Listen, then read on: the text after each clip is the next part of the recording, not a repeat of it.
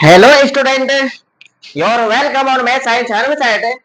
देखिए, आज हम इस वीडियो के अंदर एनसीईआरटी बुक का जो साइंस का जो चैप्टर है अध्याय 2, जिसका नाम है आम्ल क्षार एवं लवण, इसी के बारे में बातचीत करने वाले हैं कि इस चैप्टर में ऐसा क्या है कि इसमें से हमको क्या पढ़ना है, क्या नहीं पढ़ना है। ठीक है ना।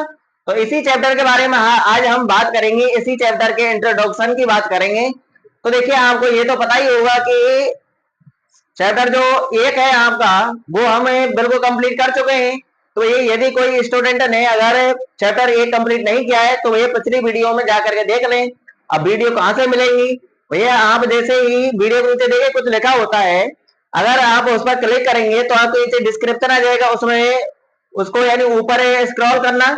जैसे ही आप स्क्रॉल करेंगे ऊपर तो नीचे नीचे आपको वीडियो का ऑप्शन मिलेगा।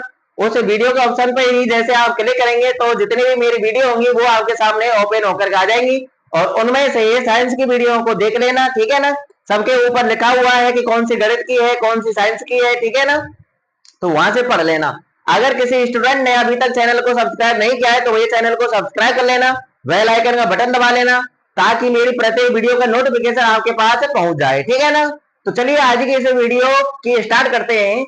अध्याय 2 के बारे में ही आज हम बात करेंगे। हमको अध्याय 2 के बारे में डिटेल में पढ़ना नहीं है। आज हमको वो अध्याय 2 के बारे में महत्वपूर्ण बातों के बारे में बात करनी है। ठीक है ना। कि इस चैप्टर के अंदर से हमको क्या क्या चीज पढ़नी है। ठीक है ना। अच्छे यानी जो इंटेलिजेंट स्टूडेंट होता है उसकी यही पहचान होती है कि उसको प्रत्येक चैप्टर के अंदर से पता होता है कि इस चैप्टर में कौन कौन से टॉपिक है। ठीक है ना। और उन टॉपिकों को फिर अगर किसी स्टूडेंट को वो सारे टॉपिक याद है तो उन टॉपिकों की डिटेल भी पता होगी। तो यह सबसे पहले आपको उस चैप्टर के अंदर जितने भी टॉपिक है उनके बारे में पता होना चाहिए कि ये टॉपिक उस चैप्टर के अंदर है, ये टॉपिक उस चैप्टर के अंदर है। ठीक है ना। तो चलिए स्टार्ट करते हैं। तो एक अम्ल क्षार एवं लवण की ही बात कर लेते हैं, थोड़ी सी बात कर लेते हैं। दैनिक जीवन में आपने बहुत सारी वस्तुओं का प्रयोग किया होगा, खाने में बहुत सारी वस्तुएं खाई होंगी। तो कुछ वस्तु तो ऐसी होती है जो खट्टी होती है, कुछ वस्तु ऐसी होती है जो यानी कड़वी होती है, कुछ वस्तु आपने ऐसी भी खाई होंगी जिनका स्वाद खारा होता है। कैसा होता है? खारा होता है। तो ये जो वस्तुएं खट्टी होती हैं वो अम्लीय होती हैं। कैसी होती हैं? अम्लीय होती है। और जो वस्तुएं आपको खाने में कड़वी लगती हैं, जिनमें तीखापन महसूस होता है, उनमें क्या होता है भैया? उनको हम क्षारक कहते हैं। क्या कहते हैं? क्षार बोल लो, क्षारक बोल लो। ठीक है। और जिन वस्तुओं को खाने में कैसा महसूस होता है? खारापन महसूस होता है, वो आपका लवण कहलाता है। क्या कहलाता है? लवण। ठीक है ना। अब देखिए, इस चैप्टर के अंदर से सबसे पहले हमको पढ़ना क्या है? तो भैया हमको प्राकृतिक सूचक के बारे में पढ़ना है। अब ये सूचक क्या चीज है? सूचक वो होते हैं जो हमें बतलाते हैं कि ये अम्ल है या क्षारक है। ठीक है ना। यानी ऐसे पदार्थ जो अम्ल और क्षारक की उपस्थिति का हमको यानी पता बताते हैं, तो उन्हें ही हम सूचक कहते हैं। सूचक हमारे तीन प्रकार के होते हैं। एक होता है प्राकृतिक सूचक जो हमको प्रकृति से प्राप्त होता है, दूसरा होता है संश्लेषित सूचक जिसको मनुष्य स्वयं बनाता है, एक होते हैं गंधीय सूचक। ठीक है। वो भी हमको प्रकृति से ही प्राप्त होते हैं परंतु उनकी गंध के द्वारा पहचानते हैं। ठीक है ना। जैसे प्याज है, वेनिला है। अब ये प्राकृतिक सूचक, अगर हम प्राकृतिक सूचक की बात करेंगे, प्राकृतिक सूचक कौन कौन से सर दी? तो प्राकृतिक सूचक आपका लिटमस पत्र है। क्या है? एक लिटमस पत्र है। और क्या है भैया? आपकी हल्दी है। संश्लेषित सूचक की बात करें तो संश्लेषित सूचक आपके फिनोल्फथैलीन होता है, मेथिल ऑरेंज होता है। ठीक है ना। जो गंधीय सूचक अभी मैंने बताया आपको, प्याज है, वेनिला है, ये आपके गंधीय सूचक होते हैं। ठीक है ना।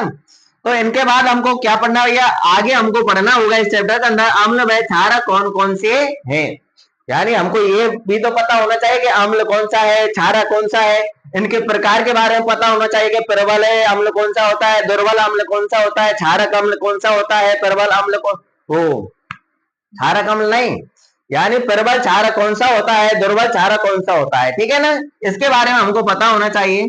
अब इसके बाद फिर हम पढ़ेंगे भैया अम्ल व क्षारक के रासायनिक गुणों के बारे में। अब रासायनिक गुण कैसे होते हैं? तो ये अम्ल और क्षारक जो होते हैं वो यानी किसी न किसी के साथ अभिक्रिया करके कुछ न कुछ नए गुण वाला एक पदार्थ बनाते हैं। वही अम्ल और क्षारक के क्या है भैया? रासायनिक गुण है। तो अम्ल व क्षारक के रासायनिक गुणों के अंदर हम सबसे पहले पढ़ेंगे अम्ल व क्षारक धातु के साथ अभिक्रिया कैसे करते हैं। जो अम्ल होते हैं, अम्ल धातुओं के साथ अभिक्रिया करके क्या नया पदार्थ बनाते हैं, ऐसे ही क्षारक जो होती है वो धातुओं के साथ अभिक्रिया करके क्या बनाती है, नया पदार्थ बनाती है। ठीक है ना।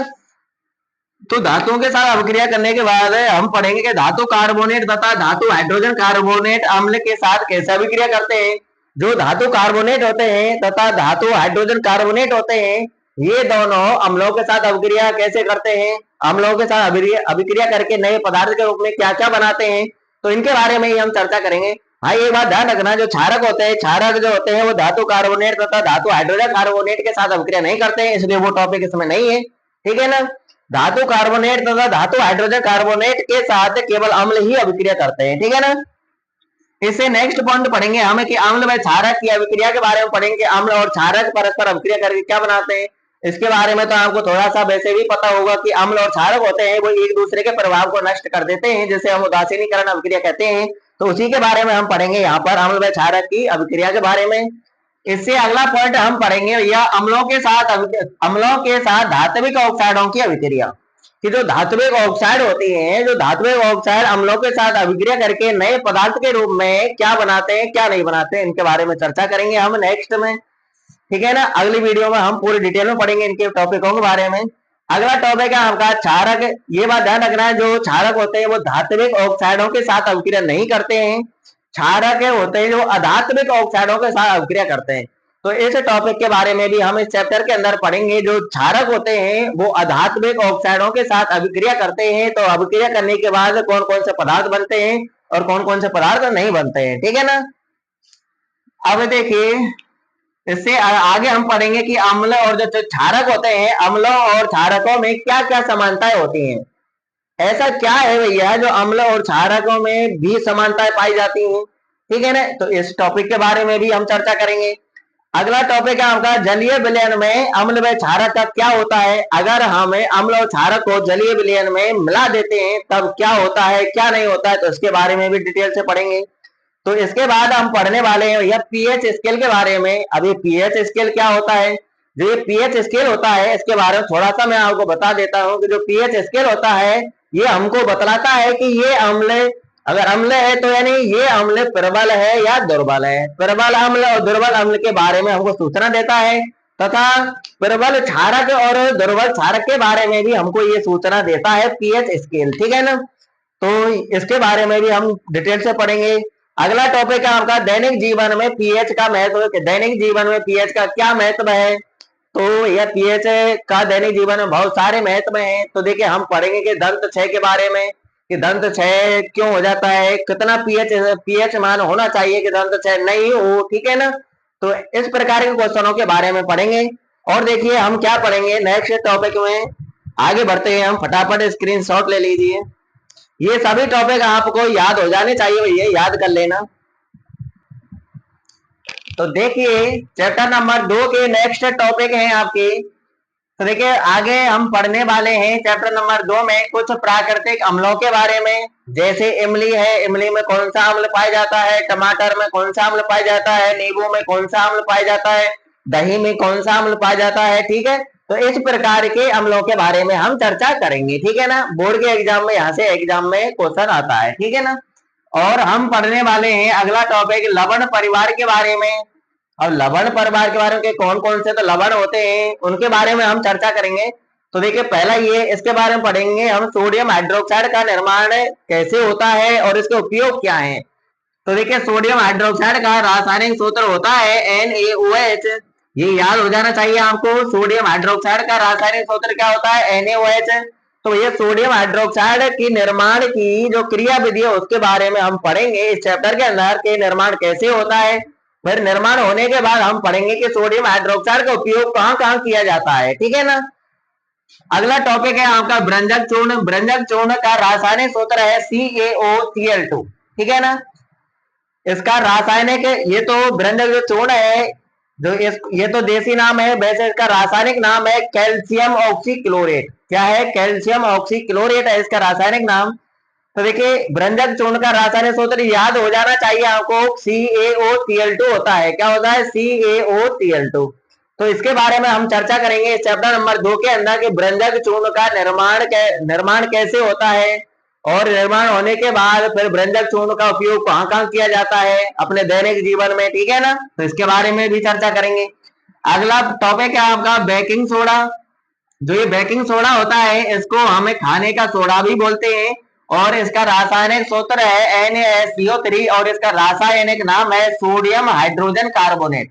Na सोडियम है, H हाइड्रोजन है, CO3 कार्बोनेट है, तो नाम बना लेना आप सोडियम हाइड्रोजन कार्बोनेट, ठीक है। ये इसका रासायनिक नाम है, ये प्रचलित नाम है, जैसे बेकिंग सोडा है, खाने का सोडा है, ये प्रचलित नाम है। तो देखिए इसके बारे में हम पढ़ेंगे चैप्टर नंबर 2 के अंदर कि बेकिंग सोडा का निर्माण कैसे होता है और बेकिंग सोडा का उपयोग कहाँ कहाँ किया जाता है दैनिक जीवन में, ठीक है ना। तो चलिए अगला टॉपिक क्या है भैया, अगला टॉपिक है आपका धोने का सोडा। जो कपड़ा धोते हैं ना, जो कपड़ा धोते हैं वो सोडा, ठीक है ना। तो उसके बारे में पढ़ेंगे धोने का सोडा। इसको हम धावन सोडा भी बोलते हैं। क्या बोलते हैं? धावन सोडा। इसका रासायनिक सूत्र है Na2CO3.10H2O, ठीक है ना। Na2CO3.10H2O। जल के अणु कितने होते हैं? 10। किसके साथ? सोडियम कार्बोनेट के साथ, ठीक है ना, Na2CO3 के साथ, ठीक है ना। तो ये धोने का सोडा का रासायनिक सूत्र है, याद कर लेना भैया। तो इसके बारे में हमें चर्चा करेंगे चैप्टर नंबर 2 के अंदर के धोने का जो सोडा होता है इसका निर्माण कैसे होता है, ठीक है ना। और निर्माण हो जाने के बाद फिर इसका उपयोग कहाँ कहाँ किया जाता है। धावन सोडा है, धोने का सोडा है। एक दो उपयोग तो आपको वैसे ही याद होंगे कि कपड़े धोने में किया जाता है, ठीक है ना, या फिर घरों की साफ सफाई करने में किया जाता है। आगे देखिए क्या पढ़ने वाले, क्रिस्टलन जल के बारे में पढ़ेंगे कि क्रिस्टलन जल क्या होता है, किसे कहते हैं, ठीक है ना। अगला टॉपिक है आपका पीओपी, यानी पी का मतलब प्लास्टर, ओ का मतलब ऑफ, पी का मतलब पेरिस। तो इसका पीओपी का पूरा नाम है प्लास्टर ऑफ पेरिस। तो हम प्लास्टर ऑफ पेरिस का रासायनिक सूत्र देखिए ये होता है CaSO4.1/2H2, यानी जो जल का जो अणु होता है वो आधा होता है। कितना होता है? आधा। तो कैल्शियम सल्फेट डॉट अर्ध हाइड्रेट, ये इसका रासायनिक नाम है। क्या है रासायनिक नाम? कैल्शियम सल्फेट, ठीक है ना। अर्ध 1/2 मतलब अर्ध, और H2O का रासायनिक नाम क्या है? हाइड्रेट। तो अर्ध हाइड्रेट, ये इसका रासायनिक नाम है। तो इसके बारे में भी हम चर्चा करेंगे प्लास्टर ऑफ पेरिस के बारे में कि जो प्लास्टर ऑफ पेरिस होता है इसका निर्माण भी कैसे होता है, इसका उपयोग कहाँ कहाँ किया जाता है, ठीक है ना। तो जितने भी सारे टॉपिक थे मैंने आपको इसे वीडियो के अंदर आज बता दिए हैं। तो भैया इनको आप याद कर लेना कि चैप्टर नंबर 2 के अंदर हमको क्या क्या चीज पढ़नी है, ठीक है ना। जो भी हमको पढ़ना है वो मैंने यहाँ पर सारा लिखा दिया है आपको, ठीक है। मेरा पढ़ाने का तरीका भैया ऐसा ही है, क्योंकि मैं ये चाहता हूं कि जैसे स्टूडेंट को मैं पढ़ाऊं उसके भैया गणित और विज्ञान में 100 में से 100 नंबर आने चाहिए। कितने कितने आने चाहिए? 100 नंबर आने चाहिए, यही मैं चाहता हूं, ठीक है। और अब तक आए हैं। मैं ये नहीं है कि मैं वीडियो वीडियो बनाता हूँ, मैं स्कूलों में भी पढ़ाता हूँ भैया। स्कूलों में पढ़ाने के बाद जब मुझे को टाइम मिलता है तब मैं ये वीडियो बनाता हूँ स्कूल की छुट्टी के बाद, ठीक है ना। तो ये 100% रिजल्ट रहता है और अब तक रहा है। कई बच्चों के 100 में 100 आए हैं, 99 90+ तो कई बच्चों के आए हैं। अब तुम जानते हो कि फील्ड में सब तरह के बच्चे होते हैं, कमजोर भी होते हैं, ठीक है। परंतु ये बात है जिस बच्चे को मैंने पढ़ाया है वो सभी बच्चे यानी पास हो चुके हैं, ठीक है ना। कमजोर से कमजोर छात्र भी मैंने पास करके बताया है। तो भैया यही मैं चाहता हूँ कि यानी मैं आपको फ्री में पढ़ा रहा हूँ। क्या कर रहा हूँ भैया? मैं आपको फ्री में पढ़ा रहा हूँ। आप ये सोच रहे होंगे कि सर जी हमको फ्री में क्यों पढ़ा रहे हो? भैया मैं आपसे रुपए नहीं ले रहा हूँ, क्योंकि मैं रुपए यूट्यूब वाले से लूंगा। किससे लूंगा? यूट्यूब वाले से लूंगा, मैं आपसे नहीं लूंगा। सिर्फ आपको मेरा एक सपोर्ट करना है, ठीक है ना। अब सपोर्ट क्या करना है कि वीडियो को भैया लाइक करना है, वीडियो को अपने साथियों में शेयर करना है, ताकि आप देख लें और आपके बाद आपके जो साथी हैं वो भी देख लें वीडियो को, ठीक है ना। और क्या करना है आपको? यानी चैनल को सब्सक्राइब करना है, बेल आइकन का बटन दबाना है, ताकि मेरी प्रत्येक वीडियो का नोटिफिकेशन आपके पास समय समय पर पहुंचता रहे। और क्या करना है भैया? और एक छोटा सा प्यारा सा आपको कमेंट करना है, ठीक है ना, कि मेरी आवाज कैसी आ रही है, या फिर जो मैं पढ़ा रहा हूँ वो तरीका आपको समझ में आ रहा है या नहीं आ रहा है, ठीक है ना। तो इस प्रकार से आपके मन में आए वो आप कमेंट कर सकते हैं। अगर किसी भी क्वेश्चन में आपको कुछ डाउट है, कुछ समस्या है, तो भैया उस समस्या को मेरे लिए शेयर कीजिए या कमेंट में लिख करके बता दीजिए। मैं प्रत्येक का कमेंट पढ़ता हूं, ठीक है ना। तो यानी मेरे साथ रह करके भैया आप पढ़िए, मेहनत कीजिए। और जो मैं चाहता हूं वो आप यानी आप मेरा जो सपना है वो साकार कीजिए, ठीक है ना।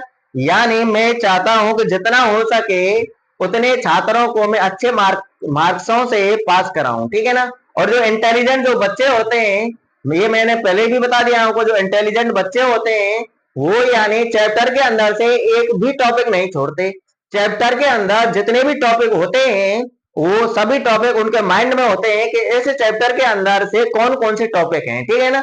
जब वो बोर्ड की एग्जाम देने जाते हैं तो भैया वो एक्सीलेंट मारते हैं। क्या मारते हैं? एक्सीलेंट मारते हैं। उनकी मेरिट आती है, 90+% बनती है। तो ये वो ही जुनून आपके अंदर भी होना चाहिए, ठीक है ना। तो मेहनत करते रहिए आप, हार मत मानिए, ठीक है ना। ये मत सोचिए कि वीडियो यानी डाल दी चाहे जब पढ़ लेंगे, नहीं, ऐसा नहीं करना है। आपको प्रतिदिन वीडियो पढ़नी है, ठीक है ना। वीडियो को रोजाना देखना है, टाइम पर देखना है। गणित की जो वीडियो होती है उसको मैं 5 बजे अपलोड कर देता हूँ, 5 बजे आपके पास आ जाती है। और जो साइंस की जो वीडियो होती है वो 7 बजे आपके पास आ जाती है। इसलिए टाइम फिक्स कर लीजिए कि 5 बजे पढ़ना है और 7 बजे पढ़ना है, ठीक है ना। बस आप मेहनत करते रहिए और आगे बढ़ते रहिए, ठीक है ना।